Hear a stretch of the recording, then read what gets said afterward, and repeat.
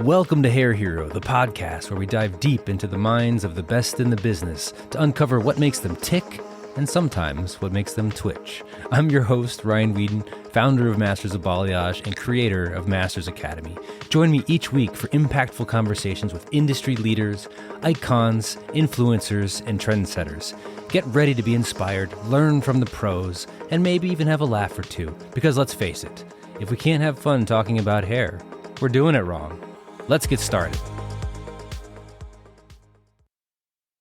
Hey everybody, I am pumped to be here. I've got an old friend here, somebody that I've looked up to and for many, many years for many different reasons. We've taught classes together. We've had a lot of good times. We've shared plenty of tasty drinks together. It goes back years now. Welcome, Alfredo Lewis.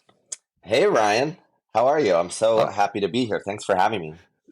You're welcome, man. It's been a while. It's actually been a while since I've seen your face. I know. we talked on the phone, right? But I have not seen you. It's so good to see your face and on video, but I'm looking forward to getting to see you in person in a few months. I know. You're going to be at Hero. Yeah. I'm super excited. Thank you for inviting me. Super stoked about the event. This will be your first can't wait. Hero It's my first experience. time going, and to get to be a part of it is just means a lot to me. So thanks for inviting me. What's cool is it really is a life-changing experience for people that attend, but even for the people that are on stage. From people that have come back again and again to speak on stage for different reasons, because some people people want more and more and more, and we have to have them back because it's just hard not to have them back. They say it's the best, most welcoming stage they've ever been on, and I know that they've been on a lot of stages before. To say that, it really just capitalizes how special of an experience it is. So I'm super stoked that you get to be part of it and see what it's all about. I'm really, really looking forward to it. And you know what? You mentioned something in the intro about us doing classes together. I don't know if you know this or not, but Masters of Balayage was the first class when I did that class with you that I've ever done. Like my first, besides, of course I did platform stuff with when we first met, with Brazilian and all that, but it was my first independent class was with you. When That's you invited incredible. me to do that. So it's kind of a full circle moment getting to teach at Hero. Yeah. And it was you, myself in a cell, yeah. right? Yes. Yeah. We called it Balayage 360 or something. It was a Balayage 360 and it was in Texas, I believe. Yeah. We did one in Texas and one in New York. Yeah, you're right. So it was two. But the one in New York was I can't even remember the salon's name. They're the Fox and Jane. Yep, exactly. A major salon. They're so great. Yeah. Fox and Jane. Yeah, I'm really pulling the names out. My memory's actually on par today. You're good. I only had one glass of wine. Ginkgo Gogobo, whatever it's called. Get my memory back. Right.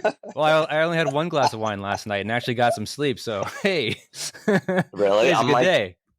I am a little bit of an old lady now. I mean, I'm not sober, but I don't drink very much anymore. I used to drink quite a bit. Yeah, I used to love my cocktails. I'll drink sometimes, but not a lot. I was just at a big hair show, the Orlando premiere, and everybody's like, "Come on, let's go to this." I'm in bed by 10:30. 10:30 is late. I'm usually watching TV. Yeah, exactly. It's been I got older, I guess. Well, it's funny too because 10:30 is late for us. It's why if I'm going to start drinking wine, which it's kind of hard to after a long day. It's just I need something. I need a little bit of a head change or something. Wine is different though. I love my wine with different. dinner. I love a great red or with dinner at home or if I'm out to dinner. But I'll have a glass. Jenny and I have gotten hooked on these buttery Chardonnays, and it's just been I don't know. It's just refreshing, but it's hard to just stop. It's just there's another bottle and there's another bottle and you're buying 2 bottles at a time every time you go to the store and they look at you probably looking at me like this guy comes in and buys this butter every time he comes in that butter Chardonnay. I mean, I love it. I'm a cheap date now. 2 glasses of wine and I'm super tipsy. Yeah, I'm with you. But dude, it's so glad that you're here. And I want to just kind of dive into this whole new era of this podcast that I'm doing here, Hair Hero. Yeah. I'm really trying to get in touch with who the artist is, who the creative is behind this social face. I don't know, something to make more relatable, something that's different than just hey, why do you do hair, and what's your favorite technique, and all these things, where Yeah, I want to yeah. get to know the person. I And love it. as I get older in life, I feel like there's a lot to be learned from other people, and I love diving deep into the soul of other creatives. Oh, I love it. So Let's go. that's why we're here today. I love it. But you started doing hair at what age? 17. Okay, was Yeah, that so it's was been that a long straight? time. Was that straight from I mean, that's beauty school? school. Beauty I school? went to beauty school at the age of 17, and I started in a trade school, LA Trade Tech in downtown LA, and it was a Hmm. part-time school, so I was working full time and then school part time. And then I got really antsy. I wanted to get into the salon. I'm super impatient, probably Hmm. still am, and I work on it better than I was then. But when I was younger, I Yeah. was really impatient. So I ended up going to school full time and working full time at night so that I could do the 9 months back then it was, rather than like it was going to be about 2.5 years going to the trade school. So Okay. I graduated when I was like 18, a little over, like I just turned 18. So why hair school? Was college ever in the cards? Was it something that you ever thought about doing? Where you just wanted to start making money? Why cosmetology school? Well, I was one of those kids in school that the teachers always said that I was really, really smart, but I didn't apply myself. Like, or that I talked Right. too much in class. I was too social. I can You see that. know, and that was yeah, like that was more like later because I was Uh-huh. bullied a lot in my early years. You know, like in eighth grade to like 10th grade, I was bullied a lot. And then I think I found humor and being super social and kind of being the class clown as a Hmm. way to make friends and get people to like me. And Hmm. so that really, I think, is part of it. Like I Hmm. was just very focused on that, being Right. accepted and, especially being gay, like growing up gay, like it was just, I was really like, why do you talk like that? Why do you walk like that? And I wasn't comfortable in my own skin yet and all that. So it was a way for me to get through it, I guess, to get through those years. Um, and then I wanted to be an actor. 'Cause I was in the drama, in school. And so I Hmm. was in all the plays, like I had a lot of the leads in the plays and I wanted to be an actor. That was my original goal. But started going to acting school. My parents would let me go to LA from Orange County, where I grew up, and go to acting school. And I found that it was really tough. Like it was so different than high school. You know, it was just method acting. And Hmm. I was just, in my mind, I just felt like, I don't know, like it just seemed like really tough. Like I wasn't going to make it. So I had read an article. There was this actress named Debbie Mazar. I don't know if you know who she is, Hmm. but at the time she had talked about how she did hair and makeup to get her big break, and she did all the hair in movies, and that's how she was able to network, and eventually she transferred over from hair into acting. So when I read that article, it inspired me, and I was like, you know what, that's what I'm going to do. I'm going to go to hair school and I'm going to do hair for film, Huh. and then I'm going to get my big break. And then for some reason I just really fell in love with the art of hairdressing in school. Like all of a sudden I just stopped. I started skipping my acting classes, and you know, I think it helped me though with my presentation skills. Like I think all those years of acting like is why I'm able to speak, and like definitely helped me like, being on stage and all that stuff. Like looking back, I think having that foundation in acting, it's a form of presentation, was really beneficial to me. But I just completely forgot about acting and dove headfirst into school, especially when I did that transfer from part time to full time school. At that moment, I just completely stopped the acting thing, went Gotcha. full on Gotcha. into hair. Yeah. Uh, um, you talked about coming out early in your life. Is that why you were bullied? Because you were Well, no, I different? didn't come out until I was 18, but Okay. but everyone else knew. That's it. Cosmetology school brings it right out of you. Yeah, yeah, for sure. No, no, no, no. I was definitely in the closet. Like I knew that I was Mm, different and that there was something, but it was more the kids, they can be really mm, cruel. Like, why do you walk that way? Why do you talk that way? They would call me like derogatory names. And there was a time I remember, and I never talk about it, so you're already oh, bringing good. out, getting to know me, right? I remember when I went from junior high to high school, my first day of school, all my friends that I had been through all of like elementary school and junior high, they were like, the older kids, like the seniors, they say that you're gay, so you can't hang out with us anymore. And it was my first day of school. Like I was so nervous, like, going to Yeah. high school, like think about like when you go to high school. Hmm. And, uh, I remember they're like, yeah, like I literally walk up my first second in school before first period, and my whole group of friends is standing there like, yeah, man, you can't stand with us. Like you can't. Very very mean girls, but like grown, like boy, Yeah. like but like you can't sit with us. Like basically, like you can't sit with us at the table at lunch. And so I remember at first I would like eat in the library. Like so that was how I started high school. Was that way. And somehow I have pretty good survival skills. Somehow that Mm-hmm. was really tough, obviously, but I was always had pretty girlfriends, but they were more like my besties. Mm-hmm. Like I Right. date all the Right. pretty like girls, and then I think through humor, like and part like also like partying and all that stuff, like I was able to eventually kind of figure things out and get back into that group of people. But I have to, if I'm being completely honest, I always had a little bit of resentment about it, like deep down inside, because they had kind of turned their backs on me. But Mm-hmm. then you're in school, so it's like, am I going to just be alone for the rest of my time in Sure. school, or am I going to figure this out and and find friends and find people to hang out with? So yeah, so I didn't come out completely until I was 18, but I was working at a clothing store, another drama clothing store, right? All these, Right. but like I remember, like my coworkers, a lot of them were gay, but they didn't go to my school, Mm-hmm. and they were like, honey, you're gay. And I was like, am I? I think I'm bi. I was like in that Right. phase. Yeah. Okay. And they're like, no, like we think you're, like, and now I think gender and sexuality, it's talked about so differently than it was like Mm-hmm. back in Sure. the 80s. Like I'm aging myself, it was like late 80s, early Mm-hmm. 90s. Um, so I found acceptance in beauty school and also from working in this like clothing store. Like I just kind of Right. like found, and then that's why I didn't go to college. You asked me about college. My parents really wanted me to go to college, but I'm like, no, I want to move to LA because I felt like I had such more community there and more Mm-hmm. people that were like me and that accepted me. And then even in the hair industry at that time, it was the first place I really felt safe. I really felt accepted and I could be myself. Was in beauty school, but then in the salon. Mm-hmm. And it wasn't just all like there was gay people in my school, but it was just everyone. There was a lot of amazing women Right. in my beauty school. In fact, in my first school at LA Trade Tech, I was the only white student in my school.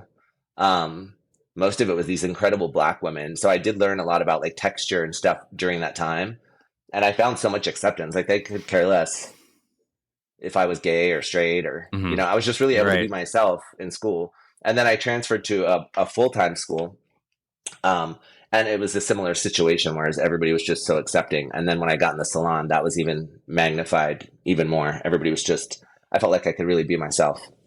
High school is scary, man. I don't. It is. I don't. I don't I talk to hope me. it's gotten better. I hope it's I don't gotten think better. so. I don't think it But has, and I think it's actually I gotten was really worse. picked on. Yeah. I went to a very like, how should I say, conservative Mm-hmm. area high school, in Orange County where, it was like, just looking back on it, it was just Right. different. So, I don't know how it is now because it's been so long. Mm. But I have nieces now, and they go to school in a similar neighborhood, and it does seem like my one of my nieces has like a gay best friend, and like it's Mm-hmm. everybody in school knows, and Sure. they're in 10th grade. Like when I went to school, that just wasn't a thing Right. that You I weren't saw. open about it, and yeah, you No, weren't. You were afraid to yeah. look inward at So I think we yourself, have and made mhm. progress. We have Sure. made some progress. Yeah. Yeah. New issues now. Different problems. Yes, exactly, for sure, Gosh. for sure. Yeah, Well, 100%. it's funny when you were talking about. I mean, obviously, it's not bullying's not funny, but No, no. I think yeah, I had some bullying issues too when I was I got bullied Yeah, as well for different reasons, but um, I think you were talking about you wanted to be an actor, and I was like, yeah. yeah, I did the acting thing for a bit too. I went to New York. I did acting later in college. I did some acting, and then I went into New York to try to make a big name for myself. Which, as you know, it's definitely not guaranteed. There's a lot of Yeah. it's a lot about connections, and obviously you have to be a good actor. But I didn't see it in the cards for me. But one role that I did get, I actually went in for. I was sent in by. I had an agent at the time who sent me in for this role, and it was actually a coming out story about Really? this kid in high school who comes out and he's gay and he's being bullied and has all these trials and challenges through finding himself. and I was auditioning for this role, right? And I went in there and I was reading the script, and the guy, the director, he's like, okay, just heard me say the lines and everything, and he's like, okay, he's like, hey, I want to try something. I'm gonna give you this other script. Here, read this character now. And I read it, and he's like, good job, good job. It was for the bully. I shouldn't laugh, but I got a call before I even left the building. It's like, hey, we want you to play the role of the bully. and so here I am. I was in this it was my only feature length movie. I was only in a scene of it, but I play this high school bully. I go in for the victim, and I come out being this total jerk who's just this total 80s type of bully who's calling me gay and all these bad names. And I was like, oh, great. It was funny because I was not long after I was in the hair industry, and I was working at the salon, and one of my coworkers who was gay, he's like, Ryan, I just saw this movie last night and you were in it. You were so mean. Because I was playing this guy, and I'm throwing this poor gay kid up against this locker, and I'm calling him names, and I'm just like, yeah, sorry, But it was a fun experience because it was even funnier because the guy that I was bullying was actually taller than me, so they had to put me on this 12-inch block, so I was tall, so I looked tall in the video. But it was a trip. It was funny when people see that and they're just like, oh yeah, you play a good bully. Like I was bullied by the best. It's all acting, so it's okay. Yeah. You were taking personal experiences and reversing them. Right. But yeah, it's a crazy journey that we're on here. One thing I've seen with you over the last several years is you have just kind of skyrocketed on Instagram. I know you've been putting a lot of videos out there. You found a lot of success with that. You've traveled all over the world doing these different classes with Philip, right? Philip Wolf. Yeah, right? A lot of times with Philip, sometimes separate. I mean, it just depends. But yeah, what has that been like? Because I know that as you're gaining all these followers, you're doing all these videos, big transformational videos. I mean, as people get more and more followers, I know you've gotten some blowback on some of those. What was your initial take on God, people are so mean. Why would you write that, to the point of how do you deal with that over the course of more growth?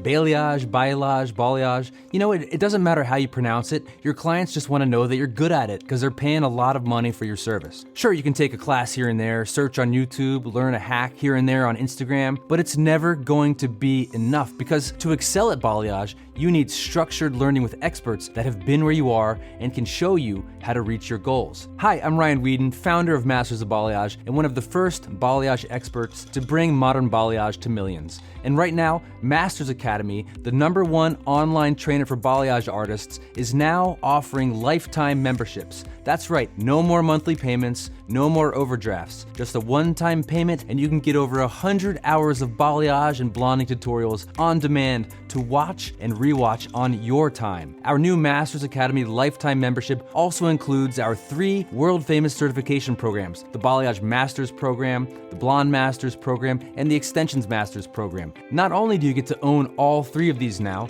you also get Master Certified. So if you're stuck, lacking that balayage confidence, or just need an awesome excuse to raise your prices, Masters Academy is the answer. And right now, you can save $100 off any lifetime membership. Just go to www.mobmastersacademy.com and use code MYLIFE at checkout to redeem your $100 off promotion. I'm gonna say it again, so go grab a pen and write this down. Go to www.mobmastersacademy.com and use code MYLIFE and redeem your promotion now.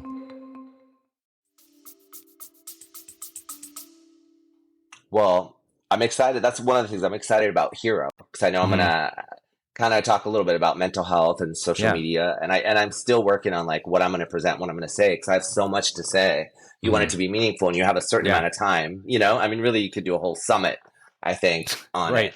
But I mean, as far as the traveling and stuff, I was first a platform artist, what a lot of people, I don't think everyone gets, because they see this persona. You're talking about personas. they see you on social media and they see your videos and your personality and what you showcase in, 60 seconds, right? But they don't always know like what it took you to get there or what the background is. And everybody has a different journey. But for me, I was a platform artist and head of education at Brazilian for I worked there for 11 years. And 8 of those years, I didn't even have a Facebook. I was like one of the last people to join Facebook. And I had already had the opportunity to do platform work in every continent, which is so crazy. Like I had launched the brand in different countries and done big hair shows, and there's that side of it in education. So I kind of already had my education legs, if you will, pre-social media. And then when social media happened at first, as you know, when we met, I was behind the scenes. I was bringing in people because the world was changing and we were starting to, brands were starting to, we were one of the first brands to really bring in influencers and artists and even put them on stage at the shows and have this like hybrid of educators, platform artists, and what people at the time are calling influencers. I guess they still do, content creators. There's been, I think the word influencer sometimes can get a bad rap. Right. But there's lots of different kinds. Like it's not a one size fits all. And I don't think any of them are bad. They all serve a purpose. There's just different, there's different kinds. Not every person that is an influencer can get up on stage and command a room or can present products or can consult brands or help product develop. Like there's just different, what do they say? Different strokes for different folks, right? Like everybody has their strengths and everybody has their talents, But I think for me, you're right. Yeah, the last few years, because I grew a lot. Like from 2016 to 2018, I grew quite a bit. But then I've had like periods of growth. Like on Instagram, I did grow a lot in like 2018 to 2020. But then I went back into corporate life at L'Oreal, and I got a VP role. So like I've done corporate side, I've done salon full time, and then I have this other side of me, which is what people mostly probably know me for, which is social media. And back then, I think I was like 500,000 followers on Instagram by then, and that's a pretty substantial amount. It's a lot. And I started to get a little bit of that, like negativity, what you would call trolls, but you never know. And I found it fascinating. It didn't affect me mentally. Like, I think we all have different, some of us have thicker skins than others. Some of us take things more, to heart than others. I think at that time, I really saw it for what it was, but there's like, everybody has a fine line, a breaking point, I think. And everybody's line is different. Does that make sense? Yeah. Back then, sometimes I would be like, gosh, but what I would find fascinating is I would kind of test it. I would put the same video out like 3 months later and change the caption a little bit. Same video, not even re-edit. And it would get nothing but love comments, like 300 comments saying that it's the best hair color they ever saw. But when I put it out 3 months before, it was like 100 comments of like, go back to beauty school. You know what I mean? Like and so it just really taught me that you just don't know. And sometimes it's like, they call it like mob mentality, not masters of balayage. But more meaning like sometimes if a few people come on and it kind opens of the gateway for that. It opens the gateway. And it's just really interesting to me when somebody comes on and the majority of first people that see it, you get great feedback. That also starts to get all this. I love it. It's beautiful. It's cool. So I learned early on to like try not to take it so seriously and just realize like I'll never understand why people come on and spend time to say something negative. Like I see things that I don't love all the time.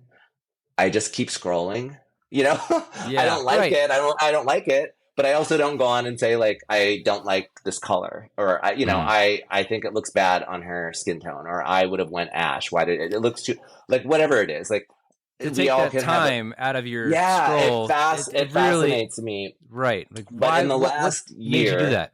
When the last year is when I really grew, especially on TikTok. Like on TikTok, I grew 1 million followers in 1 year last year. And it's from what you're talking about. It's from the transformations. Like, we did some hair saves and it was really a fluke. And the whole reason behind it, I was at an event with a friend of mine. His name's Alex Pardo. He's an amazing extension artist. And we saw this girl named Steph, and her hair, she had DIY'd her own hair and it just all broke off in pieces. and everybody was making stitches and kind of like making fun of her. You know, like, this is why you don't do your hair at home, and this is what you get, you know, like almost shaming her. And so we were like, you know what? We should help her. We should invite her out and save her hair. And it was like a huge risk because it could have went so bad. Her hair was so compromised. And I was super scared. I didn't sleep at all the night before the transformation. We flew her out, but it was so successful. And I think, like, we had no idea it could have blown up in our faces. We could have gotten her out. Her hair could have not taken the color. Yeah. You know, there's so many things that couldn't have happened, but it was just this perfect chain of events that it was successful. And like it was multi-viral, like the most viral thing I've ever done. After that, we really thought it was a one-time thing. But what happened is, this is the good side of social media. And then I'll get to you. I'm sorry, it sounded like a long lead up to your answer, but we started getting tagged in all these videos, like, help her. Oh my God, look at this. You helped her. You can help her. And so it became a thing, and we started doing a whole bunch of them. And, you know, I started to, it wasn't at first, but after, like, I grew and I really started to notice it when I got to 1 million followers on TikTok. That was when I really noticed it. And I think, it would be sometimes against the model, like really negative comments. And I'm very protective over my clients and models. So I would kind of worry more about them than about me. You know what I mean? Of like, are you okay? Do you want me to take this down? Like, they're a human being and they're not in my position. They're not, you know. But then what's interesting to me is, like, let's say I have videos that have 10,000 comments. Like, it'll be like 300 really awful, nasty comments. And then the rest are just so positive and like so uplifting. And the reason why we started to do these things is we wanted to see more kindness on social media. Like, we thought, let's change the narrative. Let's help people, you know, like, luckily, like, I can't do this for everyone because we're doing it for free. Like, we're not charging them because obviously they're not in a position that they can pay for the correction. I was like, and let's just create these really inspiring stories on social media that hopefully make people smile, make people, you know, feel good. That was the goal. Maybe that inspires people.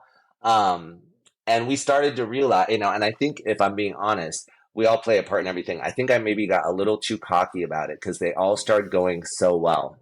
You know, like, it was really going well. And I felt like, you know, on social media, I've tried so many different things. Some things don't work, some do. And when something works, you know, you've been at this a long time. You kind of go with it. Like, you're like, okay, everybody's liking this, so let's keep it going. They seem to really be enjoying it, and the growth was obviously, you know, it's not lying. It's telling you that it's connecting with people. You're connecting with hairdressers and with consumers. But then I had one bad one. I had one, and I didn't want to get too into it because, you know, honestly, to this day, I'm still trying to figure it out. I'm not even, I kind of given up. I should say I've given up trying to figure it out. Is what I'm saying. Like, there is no, like, I'll never have the answer. But for whatever reason, you know, what I thought happened in that appointment, I guess, isn't what happened. Like, the client was unhappy. And I really don't understand, but it was, for the first time, super overwhelming for me, you know, like, the amount of negativity, trolling, hate towards myself was so intense. And, you know, the client took to social media to say she didn't like it.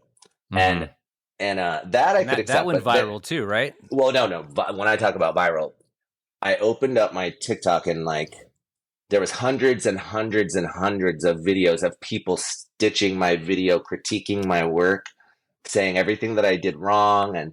And it was so intense. Even fellow hairdressers, non-hairdressers.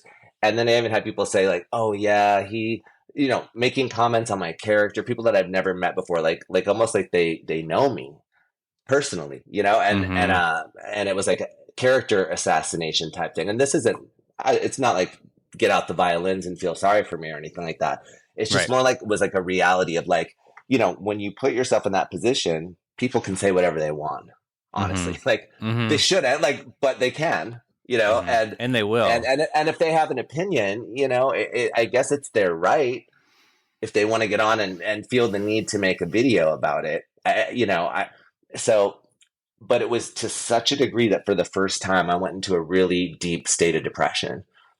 it got away from me. I didn't know how to handle it. It was a few things. One was some of the things being said just weren't true. So if it was just I don't like the hair, I have to accept that. Whether Mhm. whether I thought they did or not, like I have to accept that. Like, and also if somebody else does a hair and it looks beautiful, I would want to applaud them and say, "Oh my God, I'm so happy that this looks great." That's who I am. But when it's done in a way that's to attack me or to like belittle me, shame me, embarrass me, it's really hard to celebrate anything else going on. You know Mhm. what I mean? Because Right. it was to that level. It was to the level of, the comments were so, and I just thought, you know what, I need to address it, talk about it once, and move on. But then I had even some big entities kind of take advantage of that too and talk about it. And I was really surprised by that because it's people that I knew, people that I was once affiliated with, and to take like a cheap shot, like to kick me when I'm down. I had done a video saying my mental health is struggling right Mhm. now. I said I'm not going to talk about it again, but this is my feelings about it, and I feel like I even said I feel like we must have failed the client. I need to look at how can we not have this happen again? We've had a lot of successful ones. Mhm. Um, and so that's probably what hurt me the most because I think, like in our industry, there's a lot of amazing leaders out there. And I think you can lead with love or you can lead with fear and intimidation. And like if you lead with love, people are going to gravitate towards you and want to be around you because they actually want to be around you. Like Mhm. you talk about, I'm so excited to do Hero because you talk about the Hero and how people say it's the most welcoming stage that they've ever Uh-huh. either witnessed or been on. Mhm. And that's what our industry needs. So I'm really honored that you asked me to come. If you lead with fear, or intimidation of people that don't agree with everything you say, people are only coming to you because they're afraid of what will happen if they don't. They're Right. there because they feel like they have to be, not because they want to be. And so I want to live in an industry where we're all uplifting and supporting each other. And like if Mhm. we have a bad day or we fall down or we make a mistake, yeah, like own it. But like I think we need to help each other pick ourselves up off the floor. So for me, it was the first time like I ended up going to therapy and I'm still in it. Like it really affected me. Like I didn't eat for a few days. I didn't sleep. I was really affected by it because it was so intense. Like it wasn't just like what I Right. had experienced before. It was on such a level of and I realized like, oh, this is what 1.5 like I have Right. 1.5 million followers. Like it's not just like you forget sometimes they forget that we're a person just like them, Right. but we forget sometimes. Like I put my work out there because I love it, I'm inspired by it, and I want to share. But Right. I forget sometimes just how many people have access to that, Right. and are watching. It's a huge Well, amount of people love people. this whole cancel culture thing. The bullies do. The Yeah, people and there that are was that. not. Yeah, and Yeah. I thought, why am I being canceled for doing someone's hair for free and they don't Mhm. like it? That's in my mind. Like Yeah. at the time, I was like, but through going to therapy, through what was the other side of it was so many people in the industry, such as yourself, reached out to me. So many people like that I hadn't spoken to in Mhm. years to check on me, to ask me if I was okay, to tell me, come on, like this is gonna pass. Like Yeah. we see, like just don't. And then even my DMs was just lit up with hairstylists from all over the world writing me these beautiful letters about Mhm. like and I think sometimes with like the mob, like the angry mob, they were Yeah. afraid to maybe comment and where people could Uh-huh. see, but they were writing me, and that really helped me get through it, and just my family and stuff, and it really made me take a step back and like ask myself like a little internal, you know, uh, Mhm. like okay, like why did this happen? What can you do differently next time? Not do And her then, hair. well, Step yeah, one. but Don't I do mean, her hair again. but all love, honestly, Ryan. Yeah. Like, I wish no ill will towards Of the course. client. I like I said, I don't understand why the Mhm. reaction was that way and why it was all set up that way, but I don't need to know. They say Mhm. other people's opinion, like whatever that saying is. Yeah. Um, it really was more for me to learn like social media is real, but it's also not real. Mhm. And I went to some hair shows after I was going to therapy, still am, and I went to my first hair show, and it was only a few weeks after that happened, and I was so afraid for the first time to go on stage. I was like shaking. And you know me, I've been on stage, like you said, hundreds of times. I Right. thought, are they going to boo me? Because in my mind, what I was seeing on social media was real. Like it was everyone. It was like an angry, like all the hairdressers in the world were like, you know, and when I walked out, I got a standing ovation. And it wasn't, and I don't think it was, I hadn't even said anything yet. And I got really emotional. I got choked up. I had to like stop because I think it was like support, you know, it was like they had all mostly seen it and they were like happy to see me and were like, you know, hairdressers, like it reminded me like our community, like why I started this in the first place. I told you it was the first place that I felt safe. It was the first place that I felt loved and accepted. And here I was in this moment where I felt like I did in high school again. And so through therapy, I realized like it was all these unresolved feelings of being bullied, of being made fun of being shamed for who I am, of, you know, and it's even happened to me with certain working relationships that I've had over the years where I've been, you know, like really treated terribly, you know, by leadership, people in leadership roles that I kind of got through, you know, was resilient, but I probably never dealt with the feelings that I had or the fear that I had. And so it just brought me back to like, actually, our industry is one of the kindest, most beautiful, loving industries on the planet. And we love and support each other no matter what, for the most part. You know, people making those comments are hiding behind a computer screen. When I look a lot of the times, they're from accounts that don't have any followers, no pictures.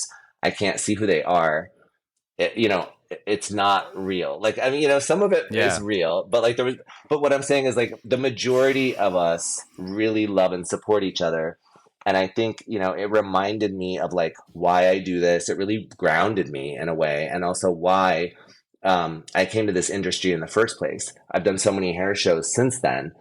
And the amount of people that come up to me and just say like, we love what you do. You inspire me. I went to beauty school because, you know, I saw you on stage or I saw your videos or, you know, you inspired me to do this or that. And you start to really put everything in perspective. Like we're not always going to be everyone's cup of tea. Like everything I do, I cannot expect every hairdresser out there to like, or think, you know, I'm talented or not talented. I believe we're all talented in our own ways and we all have our own special gifts and we should celebrate each other for those, you know? But I think what really, you know, me, I'm very blessed to get to do what I do. What I worry about is the young stylists coming up that, you know, how do we help them not feel how I felt just a few months ago, 6 months ago?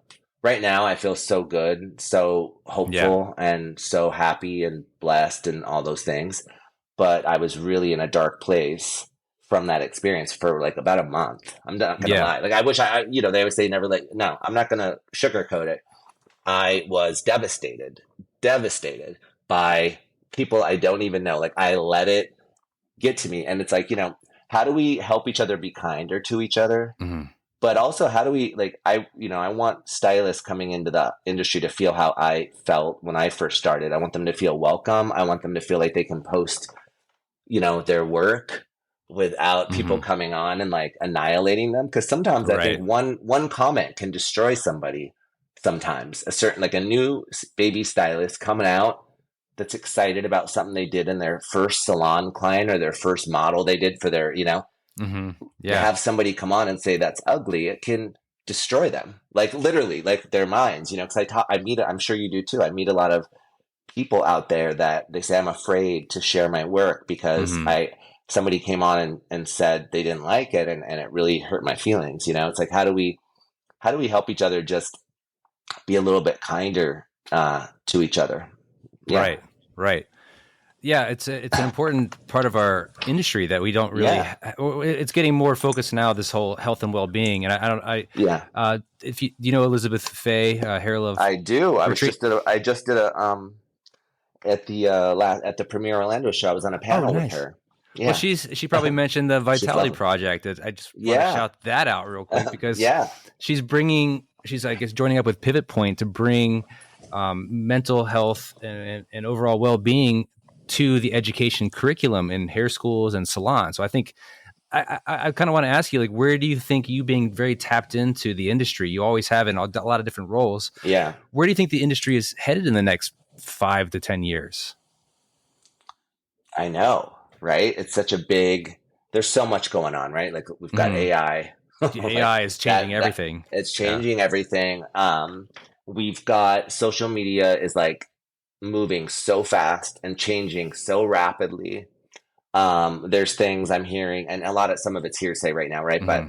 brands are going to have trouble posting content, like if it's not original content, whereas before, so like, how do you have brands post our content? Like they're almost going to have to hire, or even like a Masters of Balayage, Like, right? won't Like, be able to repost, is what you're saying. Yeah. yeah, like it will be, and so it's almost like your entities will have to start Hmm. hiring Mm. and influencers or educators or artists to create original content that's strictly for their pages, Hmm. which is something so Sure. different than we've ever seen before.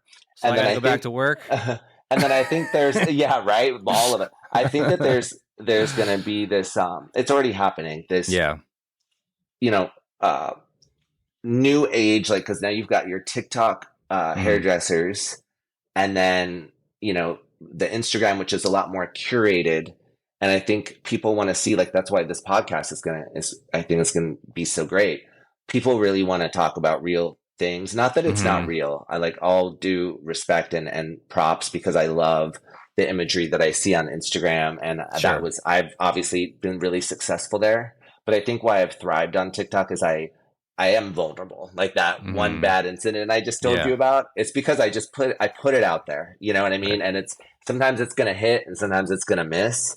Um, but I really put it out there. And even if I make a mistake, a lot of times I'll do a video about it and say, look at this, like I pulled this out, and my plan did not work and it was a disaster. And this is what I learned from the experience. I think some creators get a little afraid to show that vulnerable side. I think people really want to see us. They want to know who they're watching now. They want to know more about us. They do want us to show our vulnerabilities, not only our strengths.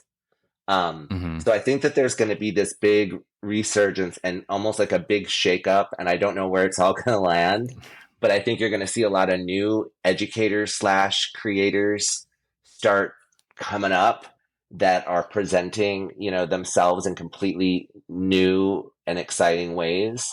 And I think you're going to see some of the incredible long educator influencers that have been for a long time, like transforming themselves and reinventing themselves to be able to, we've seen this. You and I have been at this a long Hmm. time. Yeah. When big changes happen, some people sort of fall off and others are able to figure it out, reinvent themselves and keep Evolve. going and evolve. And then at that time, you see a lot of new faces come, and then some of the Hmm. other ones are able to port over. Yeah. Um, but I think like education is going to change a lot too. Like it's, if you can create content, I think educate, you kind of almost have to be a triple threat. You have to be Hmm. able to live in a lot of different spaces, I think, Hmm. in the next 5 to 10 years. Um, and I think that we're going to start seeing an emergence of a lot of smaller brands. I think of makeup. Makeup's Hmm. always been ahead of us, like Right. Right. in a lot of ways. It's the beauty space.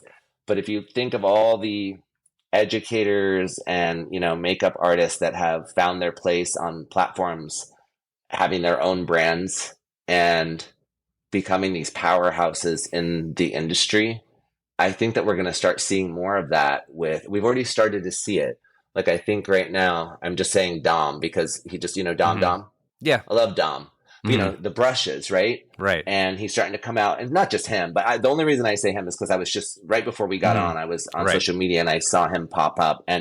But and we know Guy, if we go Guy Chan, he was like the OG, came Yeah. out with My Yeah. Identity, right? Which is an Right. amazing brand. Uh, I think we're going to see more of it, but in like more independent that's awesome. ways.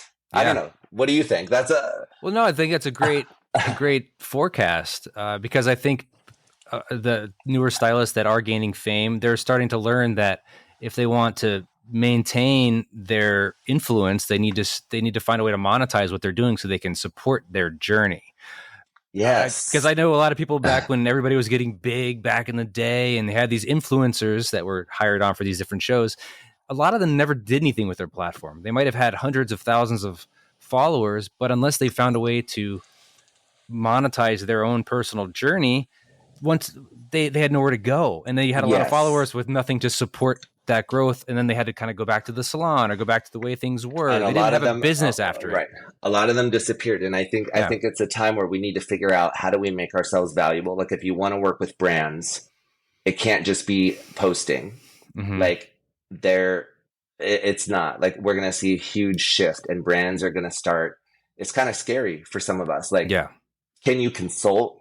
Can you help that brand come out with products and Mm-hmm. innovations that can you help them with marketing? Because maybe they need a voice of a hairdresser Right. in Right. that space. Are you able to, like, again, speak, educate, go to a summit for them and get up on stage and present the brand from them, from the voice of the Mm-hmm. hairdresser? Like, you've got to really start thinking outside the box of how you can Right. show your value to brands outside of what you're talking about, just having a big following and a page.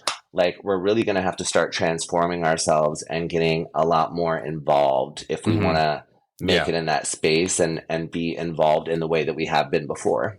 Yeah. Well, I'm Yeah. excited for you to see what we're doing with our company next year, because we're completely redesigning the box as I well, love total it. outside thinking. Because I think there's just people want to see new things all the time. It's like, what's the next on the scroll? What's going to stop my scroll? And if it's the same person teaching the same class every single year, they're going to say, I've been there, I've done that, I've seen that. I don't need to go there for the fame of being around a certain person anymore. I actually want to Yeah. learn something from somebody new that I can relate to. If somebody's been an influencer for 50 years, it's like, how am I going to relate to that? Yeah. There's not, unless it's hard. So it's got to be something new and attractive, especially in this overwhelming sea of, hey, everybody's a coach now. Everybody's an educator now. Everybody's an influencer, quote unquote, now. What are you going to do to stand out differently? How are you going to post pictures that are going to be different than every other post out there? You can't just have a pretty picture anymore and get a lot of likes. You got to be doing something very different, and you got to be doing it a lot. Yeah, and I think with me, with those hair saves, I tapped into something. Like, it's just not Yeah. something you see every day. Most of us turn Great those idea. clients. Yeah. Most of us turn those clients away. Right. Be honest, right? The box dye, the henna, the You person just had coming in one with like hair. bad day. Yeah. And One went belly up on you. And yeah, but I yeah. kept doing. I've done like 4 cents, and they've all been That's successful, amazing. right? Yeah. I kept going. Everybody said, please don't stop. Please don't stop. Please don't let one situation stop you from doing. But just as what you just said, as exciting and innovative and different, and it's something that no one, and I invite anybody that, can or wants to do it, do it. I think we need to see more helping people out there that, hair is such a huge part of our identity. So I'd like to see more of it. I would support and love to see it. But once I get to, like, let's say I've done 30 of them, is it like, oh, there he is again? Like, we're living in a time where, unfortunately, like, one thing is not going to sustain. You have to constantly, like what you said, we have to constantly be reinventing ourselves. And if we're educating, you're absolutely right. Like, I can't teach hair painting balayage over and over again for 10 years. Like, there's a need for it right now, but next year, is there a need? Like, there's so many of us out there. Like, what else can I bring to the table in my class that makes it unique or different? And, sometimes we all have similar ideas. So you're like, well, wait, so-and-so and so-and-so is already killing it at that. So that, what can I do? Like, we're constantly having, because we all love the industry. I would like I know you do. I know I do. We all want to contribute. We all want to make it better. We all want to help make other hairstylists' lives better, right? To me, that is the goal. Whether I always say, if I'm inspiring you, even if you don't like what you see, but it makes you go, you know what? I hate what he just did, but I know I'm going to do it this way. Right. I feel like I did my job. Like, you know what I mean? Like, I'm like, okay, I'm doing my job. I got you to think. I got you to say, his way, I don't like it. I don't want to do that. I'm doing it that way. Or maybe they love it and they emulate it and they have great success. Like, all of it, to me, all of it's a good thing. But you're absolutely right. It's going to be the ones who are the most agile. We have to learn how to be really agile Right. and keep evolving with the times and realizing when maybe what we've been doing is starting to get a bit repetitive and we need to get out of our Mm-hmm. comfort zone and find what that next thing for us Mm-hmm. is that's Right. gonna, Because what worked 5 years excite. ago isn't working today, and it's not Yeah, definitely not going to nothing's work gonna, next year. Yeah. nothing like with me over the years, I think I keep parts of myself, you know, Right. Yeah. and bring them into everything, but then I leave some things behind as I keep Mm-hmm. evolving in the industry, if that makes sense. And it's just a Yeah. constant evolution. Yeah. Well, in it's been an incredible chat. In closing here, Yeah. what would you mentioned as newer stylists in the industry, those that maybe aren't used to posting online but want to put themselves out there, but are more overcome with fear and imposter syndrome, and it's holding them back from their potential, from actually growing into who they want to be. What advice would you give that person? You know, everything, I know it's tough, but not to be afraid, not Mm-hmm. to be afraid to believe in themselves, to believe in their work, to realize, and it's a tough realization. I'm still learning Yeah. through everything I told you. I just went through that. You know, you have to have empathy for other people as hard as it may be. Realize that what it takes for somebody to come on and down you rather than just scroll past what's going on with them internally that makes them feel that they need to do that to lift themselves up by pushing you down. Mm-hmm. And that it's not really you, it's them. And I hate to say Yeah. that, but it is like, and it's tough though. It's easier said than done. And it's something I'm really going to be working on, how I present some of these thoughts when I'm with you Mm-hmm. in a Right. few months. Right. But when things like that happen, if it really affects you, there's nothing wrong with taking a break too, taking a step back for a minute, but just not letting it impede you, and realizing that sometimes when you get resistance like that, maybe it means that you're doing something right too. Mm-hmm.